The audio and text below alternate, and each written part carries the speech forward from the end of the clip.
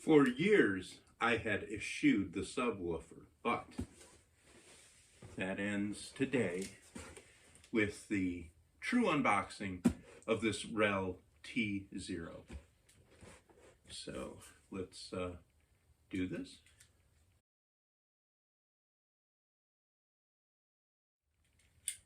One of the things that I've been reading a lot about lately with subwoofers, maybe I should go back. First, I always thought that subwoofers were something like where you had one, you kind of put it in the corner, and because the waves of the bass are so long, it's not really directional, so it will work and fill out. That was kind of, at least 30 years ago when I was really into this stuff.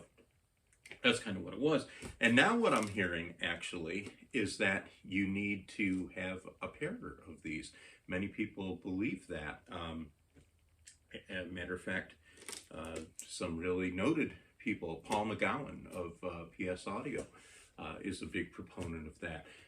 Almost anyone that I post on the REL site chastises me if I don't realize how important that is. So this is the first one. I may have to get a second. I would love to see in the comments what you think. Do I need to have a second one of these to truly experience the magical experience of, having these subs? I do hear really good things. Let's finish opening this. I do hear really good things about this particular sub if it fits a couple of categories. One, that you have a small room, which I am in a small room. And two, if you don't have a need for like big thumping driving bass, or this isn't going to be used to experience the booms and explosions of a home theater. I have this TV here, but it is not part of a home theater. That's not even hooked up. That's like when I watch something, on PBS or local news or something like that. So it's, so this is not a home theater by any means. By the way, these are my, that I've mentioned before in my previous video, the Sonus Faber Lumina 2 Amateurs, and they are very beautiful and they're breaking in nicely, and I look to do a video on them in terms of their sound, which is great, very soon, but they're still kind of breaking in a little bit, and I'm still experimenting with them, and they're not quite as high up as I'd like. But anyway, it's because of these, not that I had a lot of bass from my previous old paradigms, which I didn't, but it's because of these that I thought, well, maybe it would be nice to have a little bit of bass. And that comes to that second point that I kind of sidetracked from, and that is I don't have that need for that thumping bass because I usually listen to mostly jazz rock fusion, a lot of pop, Joni Mitchell, Al Jarreau, people like that, and also classical, as I'm listening to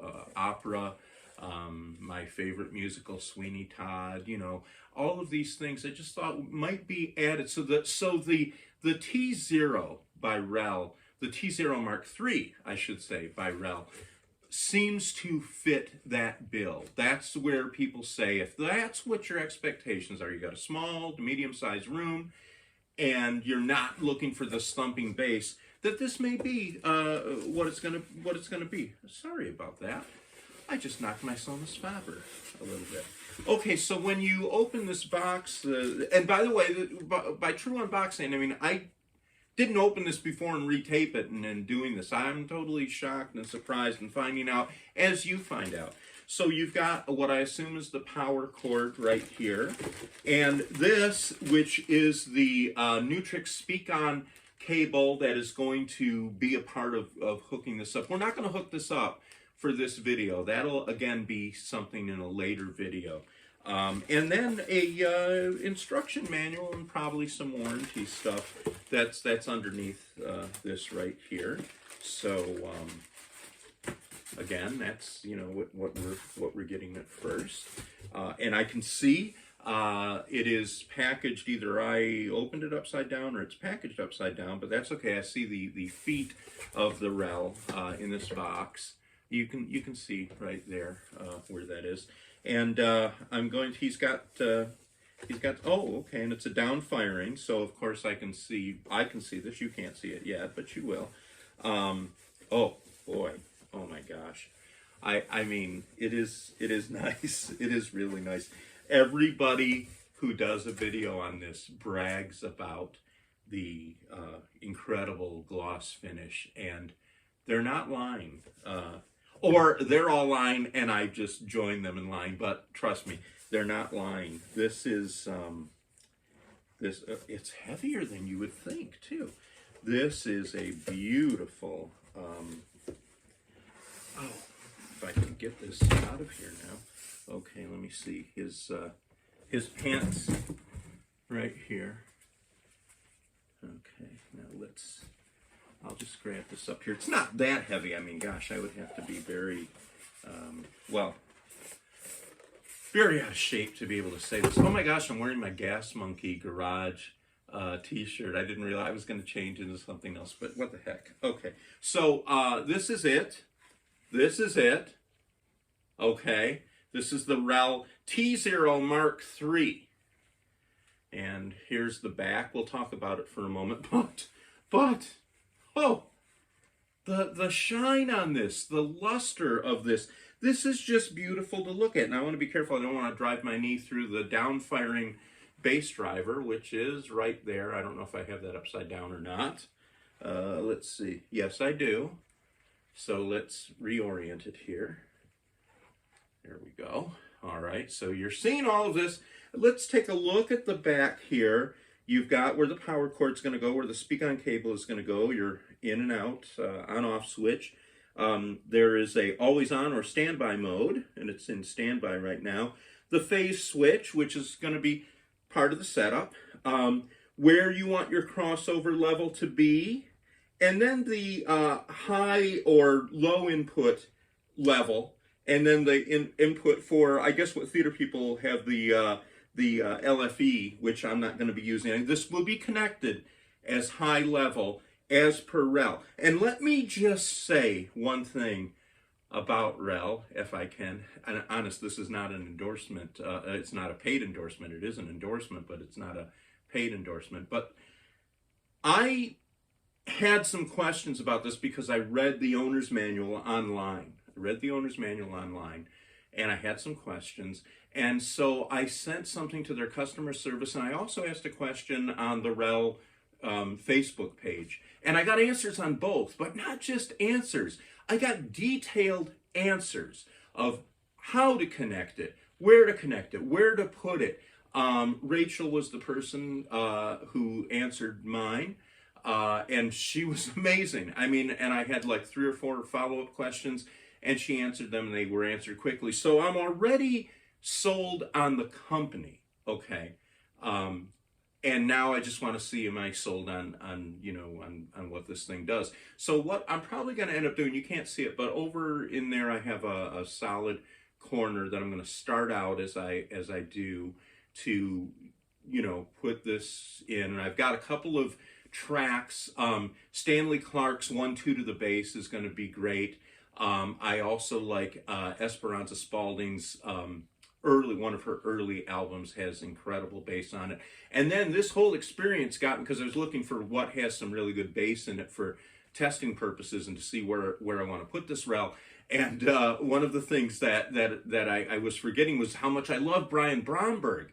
And Brian Bromberg's Wood, and his Choices CDs, not to mention any of the many others, his Jocko CD. They're all incredible, and they'll all be good to test this with. So, but I'll probably use 1-2 to the bass because it just has such a strong, repetitive bass line in it. Stanley Clark is one of my favorites. Of course, I'm a big fan. I said that I like jazz rock fusion. The number one group for me in that is Return to Forever, with that lineup where it was Chick Corea, may he rest in peace, Stanley Clark, Al Di Meola, and Lenny White. So, and then, but Stanley Clark's bass, especially on the Where Have I Known You Before CD album before that, was one of the first jazz rock fusion things I heard when I was a young teenager, and just absolutely fell in love with it. So, and I've been listening ever since. So lots of stuff to use out there to get that repetitive bass so that I can keep experimenting with the crossover point and with the volume, and of course at first with the switch on the phase, which seems to be a pretty simple thing. But anyway, just wanting to show everybody again the balancing precariously on my lap, the REL T0 Mark III, and I'll let you know how it goes. Maybe do something when I connect it. I'm getting fingerprints all over it, but you know what? This finish is so beautiful, it doesn't seem to interrupt it.